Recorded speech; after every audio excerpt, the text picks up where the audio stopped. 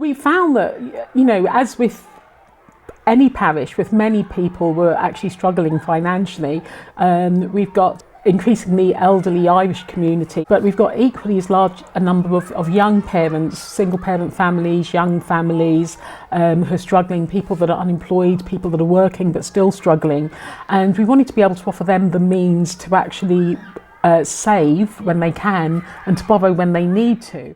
Yeah, I was quite aware of the number of payday loan people on Kilburn High Road, and I spoke with Pat and a few other people about how can we tackle this kind of growing business really in Kilburn without people having to borrow from loan sharks really.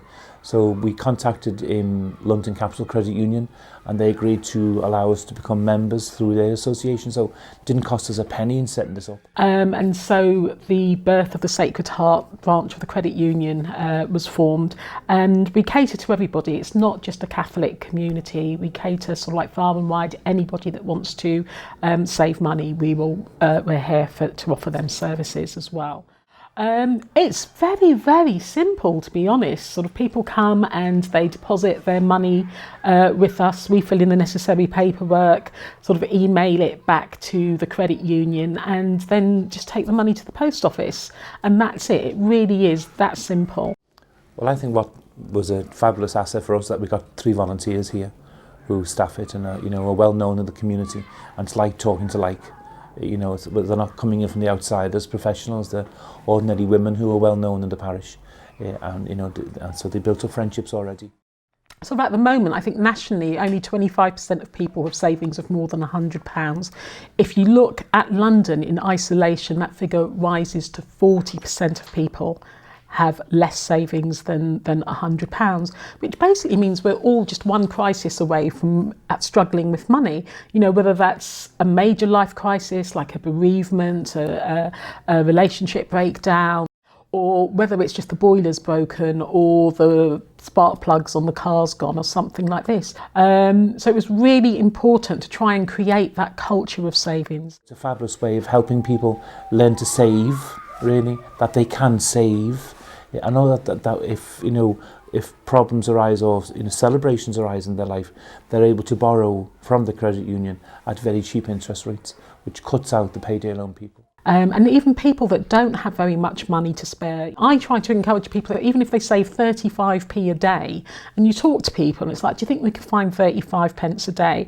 And they're like, yeah, I think I can manage that. And it's like, well, within 12 months, that's going to be £120. What could you do with £120? You know, so it's trying to break things down for people into bite-sized chunks. I think you see, if you took that passage from Matthew's Gospel, Matthew 25, really, when Jesus speaks of the Last Judgment, about feeding the poor and setting up all these organisations to be witnesses of his presence in the world, I think we have to be at the table. It's important as a place where people meet in God's name, in my opinion, that we actually do what we can. As you know, being a Catholic or being of any religious faith isn't just about saying your prayers and hope everything works out okay. It's actually about what you do and how you live. So it was really essential for me personally to actually be able to do something to help mitigate poverty or crisis within the parish in whatever small way that I could. We may be aware here of people who are in a more vulnerable position, so we can encourage them to join, whereas the council may not have that link in with them as I think we would really. It's something that every parish, and whether it's Catholic or not, can actually help to develop, because it's a tremendous way of supporting people. It's about trying to make saving a social and a cultural thing again. So wherever people gather, we have one elderly group that meets and that meets weekly, and as they pay their subs for that week's sort of activities, they'll put another couple of quid in the credit union as well. So it just becomes something of that psyche where people aren't even necessarily thinking that it's something that they need to do. It just becomes part and parcel of what they do.